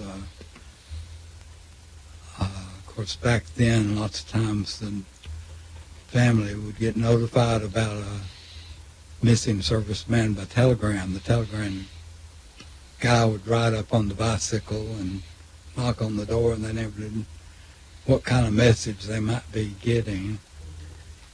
So it was a rough time. Yeah. What do you remember, Claude? Okay. I remember hearing President Roosevelt before then. I heard him on a speech one Saturday night. I had an uncle that would come and take us, Mom and Dad, and his wife was my aunt. And they'd take us to the dance up there in the edge of, across 411 up in the wood, in the mountains there. Mm-hmm. And I'd go with them. And most of the time I'd sit in the car, but listen to that music up there in the mountains, boy, I enjoyed it. But anyway, this one Saturday night, no TV back then, I heard Roosevelt in a speech in the car, sitting there in the car, because they could play the radio. I didn't want to go watch them dance. But then Pearl Harbor came along, and I remember Merle, can't remember his last name, he was a big man in broadcasting back then. Merle. Edward Merle? Edward Merle. Yeah. I remember him talking about that. And, of course, no TV back then, but I remember them going on about it, and it scared me. Then immediately after that, I had an uncle. I had a first cousin, that James G., that went into, volunteered then and went into service and as an airman and got killed in a practice down in Florida. And so it was a sad time. We even, it was serious back then. We had lived way out in the country, out there about 7 miles. At night, we had to pull the curtains. You weren't supposed to have any light exposed. And as a result, just security, safety, and take no chances on anything. It was a scary time for us. Well, I was 10 years old. And right at the point that, you could be scary. And then when James got killed, it even got worse. He didn't get killed in that particular time, is later. So, remember a lot about that. Then I had a brother who went to Air Force, and he did go to Hawaii. First, he went down University of Florida, and was there. He was in the Air Force. Stayed there for a while, then he went to Hawaii. So, I remember riding him leathers. My mom could do anything but fly. She did all of her clothing. Didn't have any education, but she could cook. That's where I learned to cook. I still love to cook and do things. But she'd have me to write letters to Herman in Hawaii because she couldn't write. She could write her name, mm-hmm. but I could sit there and write her a letter and not say a word. And because I could just feel her, just feel what she wanted to say, because she was a loving person. And of course, he had been in service and the war going on, And so I'd read the letter back to her, boy. It was satisfying to her. So I enjoyed those times. That's about the best part of that whole ordeal, right in that period of time, writing her letters. Then he was, of course, never had to go into active service. Brother just behind me then, Lewis, he went to be examined. They turned him down, so he became, worked with the Hancock boys and farming here in Carson, which was his age. And I ended up with Jack and Jim you know, we were about a mile apart, but I used their teams and all. And that was right during World War II, because my mom and Lake, 2 years younger, we did all the farming. We had about 4 acres of cotton. We had corn. We raised everything that we ate, even beef. We didn't fool with because wasn't facilities for that type of thing. But we had pork. We had everything to eat that we wanted. Did you slaughter hogs? Yes. Would you have to do that late October, early November? Yes. Well, back then, when it became winter, it was winter. Mm-hmm. And never lost any meat at all. Back then, I used to trap rabbits. And I used to sell them Vest Grocery for 25 cents, and finally I bought me a bicycle from Western Auto. All you're doing to credit. Now how they let me credit, I'll never remember. So, but anyway, I like to. I know I'm funny, but I like to reminisce about my childhood because I grew up out there in the country. We farmed heavily. We had the biggest garden. Lord have mercy, I picked beans, and I've done a little bit of everything in the garden. You know, my mom, when she went to plant tomatoes, plants, my dad always had seed bed for tomatoes and potatoes, sweet potatoes, slips, you know. Mm-hmm. And when my mom, seemed like back then it didn't rain hardly ever, but this spot in the garden it was really rich, and of course a fence around it, big high fence. And when she went to plant those tomatoes, we always had water, carried it up in the bucket, and she wet a bunch of sod and put it on those roots. She never lost a. And then we had the biggest old good tomatoes. And cabbage. Oh, I had luscious cabbage. I've never got cabbage down right yet. Now, there ain't nothing like a homegrown tomato, is there? No. I mean, you can't go to Walmart, or any other store in town and get good tomatoes. No, not till later. Maters, yeah, what we call them, Not till they get. Now, they won't be good till they come in now. Right now, the farmers, some of them now, they're smart, mm-hmm. and they'll so have tomatoes real early. But the farmers market's about the only place you can get a good tomato. Right. Kenneth Roark out here will have he'll plant some 1 month and some 3 weeks later, and he'll have crops all the way into the fall. He'll have fresh tomatoes. That's right. He's a real gardener. I play around with it, you know. Yeah. But now, World War II. What about Korea come along? You got out of this tough time in America with the war and rationing and all that kind of stuff. That happened right at my junior year. Mm-hmm. That happened right at the time when I had my injury. Mm-hmm. Now, there's 5 of the first-string boys that I played with volunteered and went to the service and for that particular World War. And they got scattered in every direction. Some went for the Navy in different branches. And every one of them come back, Jack Brown and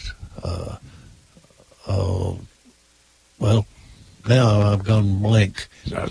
Senior moment. Yeah, I knew it was coming. I don't mind the senior moment. It's a senior months I have now. I can't get any of it. Yeah, and so it's so due to by accident. Of course, they wouldn't have me. Yes, but I don't know if I should say this or not, but I feel blessed that why has all these things happened to me? That's happened to me so good. It's things that has just happened that I never dreamed of. I never got in politics. I didn't know I was going to ever get in politics. I didn't know I was going to leave a scholarship, UT. Just a lot of things that I don't understand. And still I'm just as happy as I can be, and I got a lot of friends. And so, I'm not trying to preach, but I guarantee you better stay with the Lord. There you go. All the way. Bob, what do you remember about Korea? I was fortunate to go, after I went into the Army, I was happy to go to the Cold War in Germany. Mm-hmm. It was better than being shot at over in the other direction. So I was really quite lucky, I felt, to get to go in that direction. And it was quite an educational experience also. You know, my dad and Arla Stonecipher and Kenneth Tinsley all left here with the 278th. And I know Dad and Arla Stonecipher, Stoney we called him, of course, they went to Sonntag, Germany, and they were in the replacement camp. And, of course, Kenneth Tinsley went on and was captured, there. And so, and I think I can't think of all the guys that they were there. Colonel, it was Captain Corn then, left with them, and they went to Fort Dix and left out of Fort Dix. So, do you guys remember when World War II ended? What celebrations were that? I remember it well because my sister let me jump in her car, and we drove around and around the courthouse square, and everybody was blowing their horns, and it was just a big, big celebration. The whole town went crazy. Oh, that you, Claude, do you remember what it is? Well, I remember somewhat about that, but I remember most of all Paul Huff when he came in, Yes. I remember that more than anything else that happened here about the... Now, didn't his family run a gas station down towards where Lincoln is down there? I'm not sure. Mullinax. I'm pretty sure that the Huff family, there were two brothers that ran a gas station down there, and that's his family. Let's see, Huff. Somebody will call. Hey, you can call us here. We got a few minutes left. You can call us here at 614-5553. We got Claude Climer and Bob Abel here. We've been talking about just downtown and about Abel Hardware and about the courthouse. And guys, we're going to have you back because we didn't even scratch the surface of all. Everybody would have liked to have seen me when these two guys walked in this morning, because Claude was carrying his scrapbooks from his football days, and Bob was carrying an 1837 Bible that belonged to Henry Price. And I have studied that man for a number of years, and to stand there and hold a book that I know that he held in his lifetime is pretty exciting for a historian. Is that the Price Cemetery? You were down there? Yeah, and he I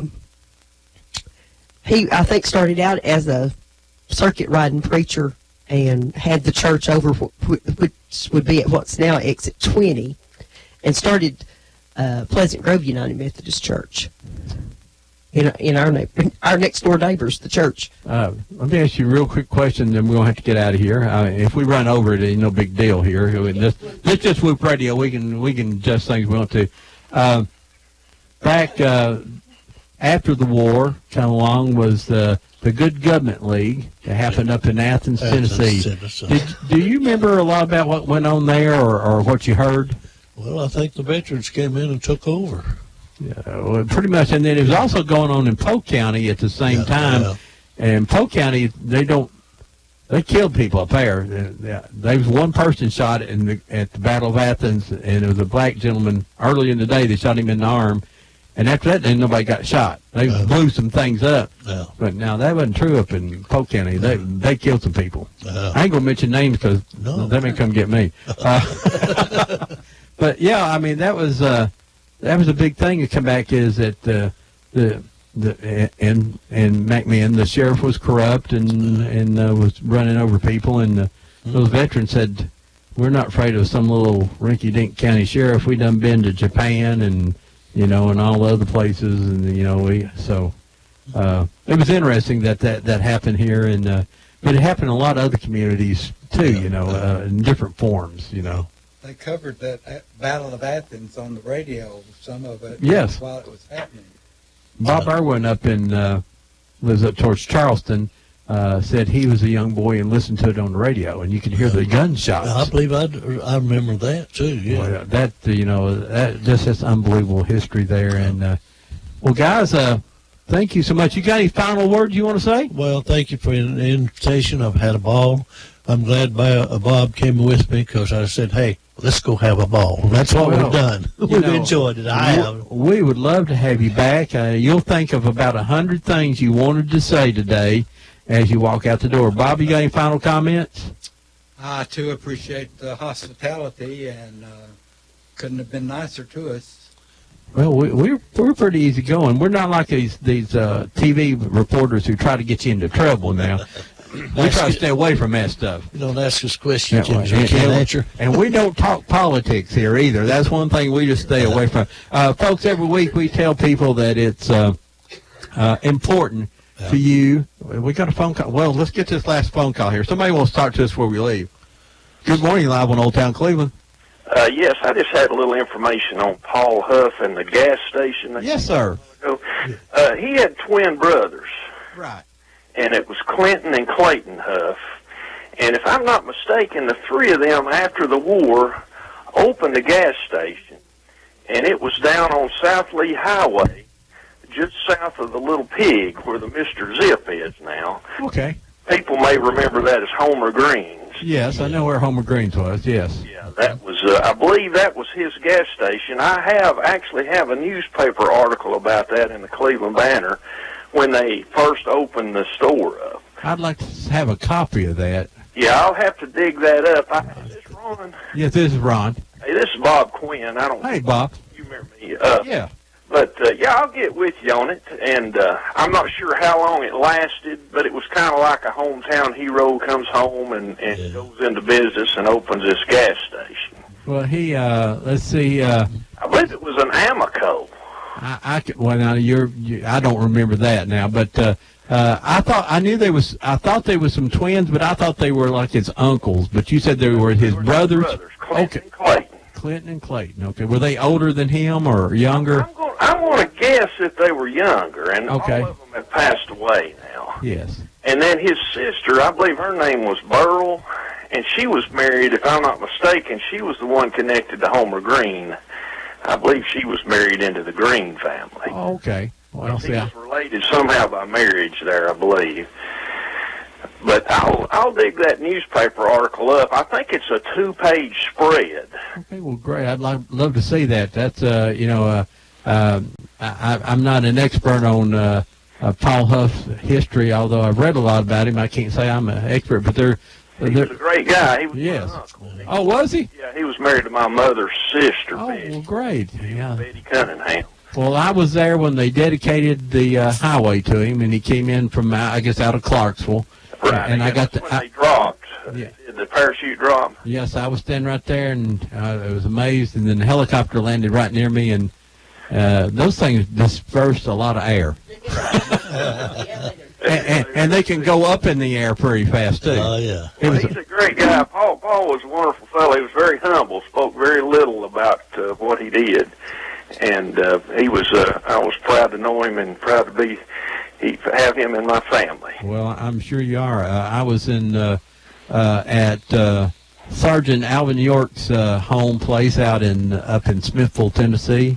Oh, well, it's not actually Smithville, but near Smithville, I guess is what it is. Right there on the county state line, and going through there, and there are several pictures of Alvin York and Paul Huff standing together. Right, I've got a lot of those photographs. And I was, that sort of made you proud that someone from our hometown was standing there with Alvin York, and he was showing him a machine gun and a few other things. That's probably some of the same photos that I have. I have some of the actual photos that the AP sent out and published them in a lot of different newspapers.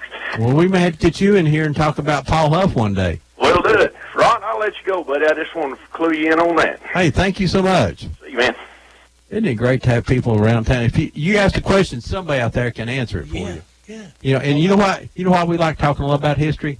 Because when you talk about things that happened way in the past, ain't many people who can argue with you, and you can just tell whatever you said. Right. But folks, we want you to help save history by doing getting out your phone and recording yourself, or your grandparents, or your aunts, your uncles, and because the day that someone dies in our community, a part of our history died. Right. Unless we wrote it down or we took videos. Now you can take a video with your camera, with your cell phone.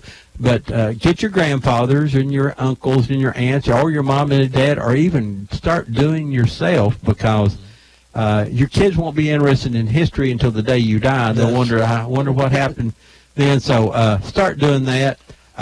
Old pictures. I'll tell you, get the pictures from out from under the bed and out from up and under the bed, remember that term. And you get some archival labels. Go down to a scrapbooking place and archival ink, and you write those on that label and stick it on there. That way it don't bleed through the pictures. The pictures it'll bleed through. And find somebody and say, who's on there? Now, if you don't know who's in the picture, that's great. Make a digital copy and put it on Facebook and says, does anybody know who's in this picture? And guess what?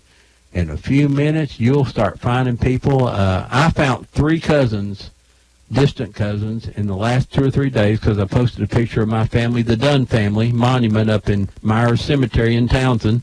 I was standing there with the Dunn thing, and next thing it says, I'm related to that Dunn. I go, well, then we're related then, because that's where my mom's family's from. So Deb, you'll need a microphone right here. So folks, save your history. That's what we try to do. Share your photos, tell stories every day. We'll always remember Pearl Harbor, but will we remember Aunt Pearl? See you here next week on Old Town Cleveland. And next week we're going to talk about things you can't get no more. Yeah, buddy. There's a lot of things like service at the gas station. There's a lot of things you can't get, a lot of foods and things. We'll talk about that next week. Folks, we'll see you next week here on Old Town Cleveland. Bye-bye. We got the beat.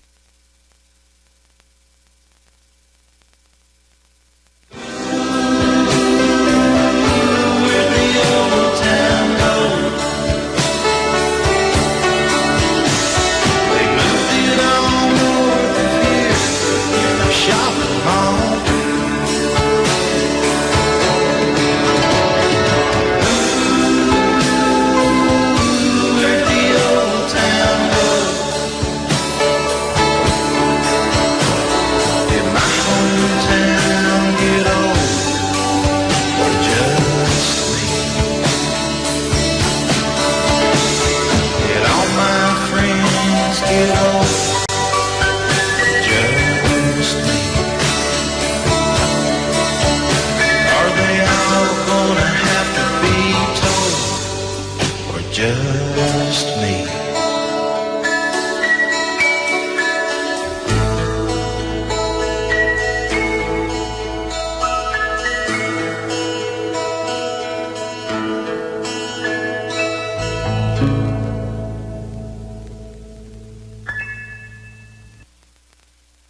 You are listening to WOOP-LP, Cleveland, Tennessee. WOOP FM is a broadcasting service of the Traditional Music Resource Center, and we play America's original music.